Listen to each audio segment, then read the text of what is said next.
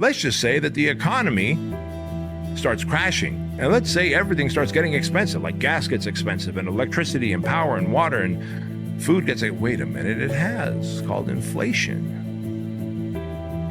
And you are not making enough money to be able to fill in the gap. Peredaran uang di Indonesia tengah semakin kering. BI siap redenominasi rupiah. Nah, wacana penyederhanaan mata uang ini sebenarnya sempat muncul Mulai meninggalkan dolar Amerika Serikat. Hal ini pernah nggak sih lo saat mendengar kata uang, tangan lo menjadi gatal buat segera dapetinnya? Yang kemudian memacu detak jantung lo meningkat dan otak juga mulai gelisah dan kemana-mana bergumam, di mana ya gue bisa dapetin banyak uang? Kalau lo pernah ngerasa kayak gitu, kurang lebih kita sama, bre. Kadang-kadang gue juga gitu. Apapun tanggapan lo soal uang, kita semua bisa milikinnya, terlepas berapa nominal yang kita inginkan. Karena seperti yang orang-orang katakan bahwa uang membuat dunia berputar.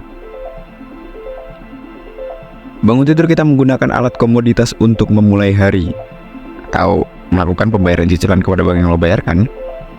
Mungkin gak ada satupun yang membuat kita bisa lari dari ilusi uang. Semua berputar melalui uang. Oke.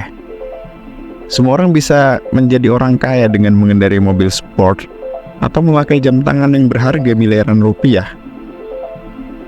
Jika lo mikir hal demikian, secara gak sadar lo memikirkan bahwa semua itu didapatkan dengan uang. Ilusi uang akan muncul kembali seiring apa yang kita lihat dan bahkan apa yang kita inginkan. Ini sangat mengejutkan bahwa ada banyak hal yang nggak kita ketahui tentang uang. Dan mengapa sih bisa sebegitu intim uang itu bersanding di bayang-bayang kehidupan kita semua? Jika gue bertanya satu pertanyaan ke lo, apa penemuan terbesar yang pernah ditemuin oleh manusia? Apa jawaban lo? Smartphone yang lo genggam saat ini? Atau mungkin lo berpikir teknologi AI sebagai penemuan terbesar manusia? Rasanya sedikit yang berpikir bahwa penemuan terbesar manusia itu justru adalah uang. How long are you going to be piecing credit cards together to fill in the financial gap before you lose it all? Memang uang itu bukan segalanya. Namun dengan uang, manusia bisa dan mampu menciptakan segalanya. Smartphone dan teknologi AI hanya bagian terkecil dari roda perdagangan dan perputaran uang, meskipun keduanya saling berkaitan. Terkadang kita berpikir tentang penemuan terbesar umat manusia, kita cenderung melupakan salah satu penemuan terpenting, yaitu uang. Mungkin itu sebabnya kita jarang memikirkannya secara bersamaan dengan beberapa penemuan hebat lainnya. Hal seperti smartphone dan teknologi AI itu hanya sekedar benda, bukan uang. Tetapi uanglah yang memberikan nilai kepada keduanya itu. Uang hanya sebuah ide, ilusi yang awalnya gak ada nilai, hanya ditentukan oleh kita sendiri yang menganggap uang itu penting. Dan akhirnya lahirlah uang kita kenal saat ini. Tapi bahwa fakta uang hanyalah ilusi gak mengurangi arti pentingnya uang. Oke.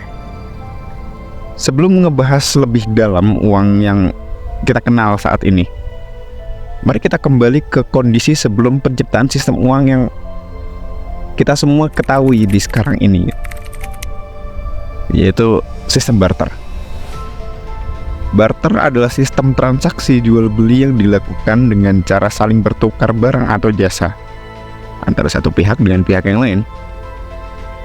Barter merupakan metode pembayaran yang telah ada sejak dahulu kala, bahkan sebelum ada mata uang. Orang menukar barang dan jasa dengan barang dan jasa lain sebagai imbalannya. Karena gak ada nilai yang diberikan kepada barang-barang dengan sistem barter, setiap perdagangan ditentukan oleh kesediaan masing-masing pihak untuk menyerahkan sesuatu yang mereka inginkan.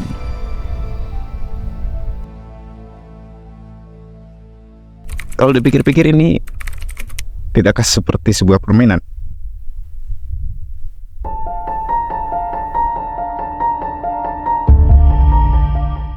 Sistem barter seringkali menimbulkan konflik karena ketidakadilan. Mengapa? Tentu aja karena nggak ada alat pertukaran yang memiliki standar. Sangat sulit untuk membuat kedua belah pihak saling membutuhkan untuk mencapai kesepakatan. Kondisi ini membuat saling tunggu sampai muncul keinginan di mana dua orang saling membutuhkan. Dan bukan itu aja, lo tahu, uang bukan hanya alat tukar, tapi juga dianggap sebagai penyimpan nilai. Sebelum uang ditemukan, beberapa orang nggak pernah bisa menyimpan kekayaan mereka. Dan pada akhirnya, orang-orang mewujudkan kekayaan itu dengan membeli aset seperti tanah sebagai alat investasinya. Mari bayangkan, ada seorang petani yang ingin menjual tomat. Kemudian ada seorang yang lain yang ingin membangun rumah. Orang yang membangun rumah dapat membuat puluhan rumah kapanpun dia mau, dan menukarnya dengan siapapun yang membutuhkan tempat tinggal. Namun, si petani yang menjual tomat hanya bisa melakukan barter pada saat tomat sedang musimnya. Dan karena tomat adalah barang yang gampang rusak, dia nggak bisa tuh nyimpen di dalam jangka waktu yang lama. Berbeda dengan rumah yang semakin hari semakin memiliki nilai jualnya tinggi.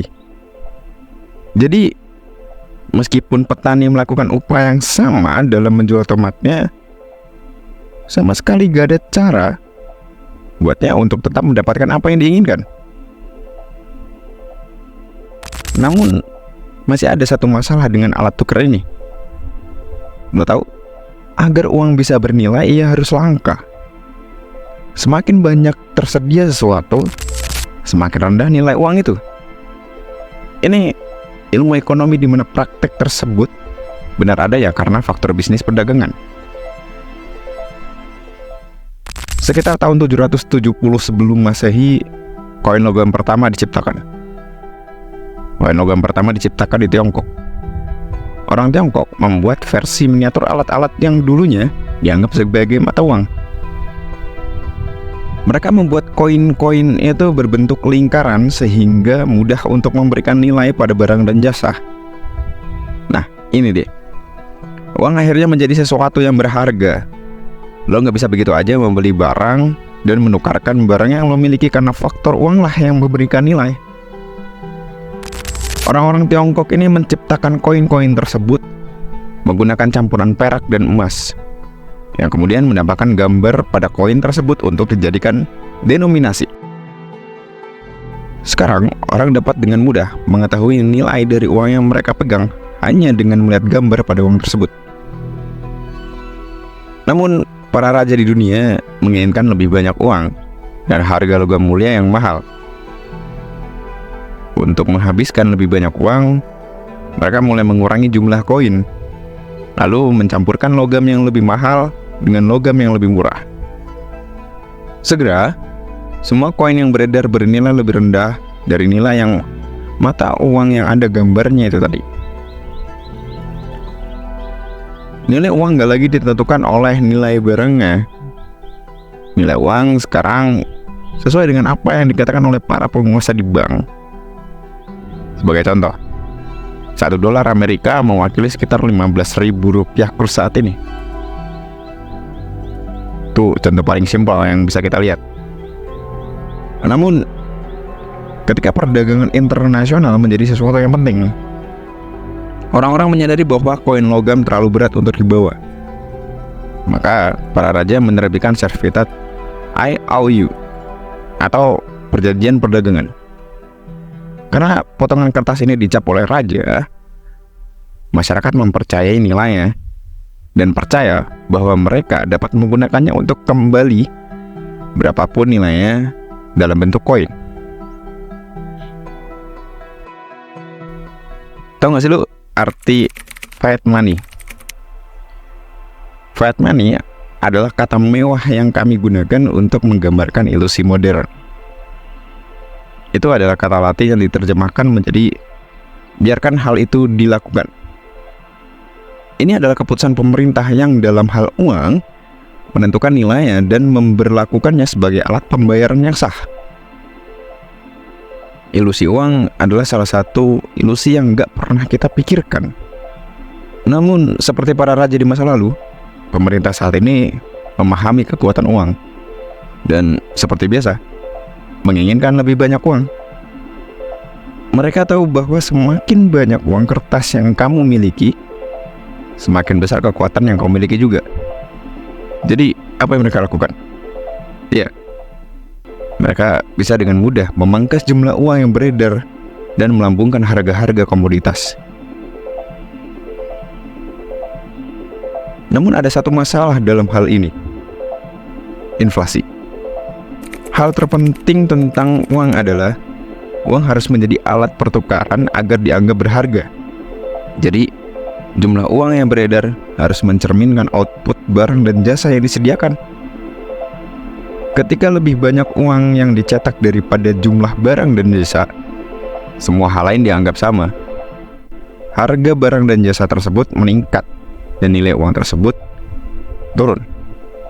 Karena banyaknya dana yang disalurkan pemerintah, bank kini dapat memberikan lebih banyak pinjaman kepada masyarakat, mendapatkan lebih banyak bunga, dan membantu menumbuhkan perekonomian. Namun hal ini meningkatkan jumlah total uang yang beredar, sehingga mengurangi nilai setiap rupiah. Uang baru muncul mencuri nilai dari uang yang lama. Jumlah di rekening bank kamu gak berubah, namun karena uang baru yang baru saja dicetak pemerintah, uang kamu gak lagi berharga seperti dulu.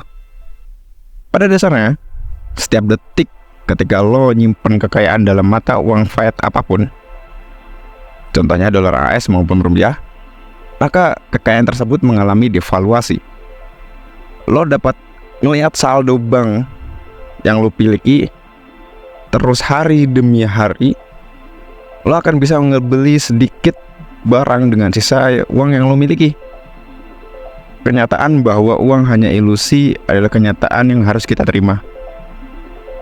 Karena hanya dengan cara itulah jalan menuju kebebasan finansial akan menjadi lebih jelas. Ini hanya sebuah permainan yang gak pernah benar-benar berakhir. Memahami bahwa uang tidak memiliki nilai intrinsik apapun, melainkan hanya mewarisi nilai yang kita berikan padanya, akan mencegah kamu mencoba menyimpan kekayaan lo dalam bentuk mata uang. Sebaliknya, menggunakan mata uang tersebut untuk memperoleh aset yang terapresiasi lebih cepat daripada inflasi. Mungkin itu satu-satunya cara untuk memenangkan permainan ini. Dan ini bukanlah kemenangan sebenarnya, melainkan setidaknya kita hanya bisa menghindari kekalahan. Semakin banyak uang yang dicetak setiap hari, nilai setiap dolar di saku lo akan terus menurun. Namun nilai dolar dari aset di seluruh dunia akan terus meningkat nilainya. Tapi itu semua hanya fata morgana, hanya asap dalam cermin. Hanya asap dan cermin. Pasar saham yang benar-benar berada dalam mode naik saja mungkin membuat segalanya tampak baik-baik aja.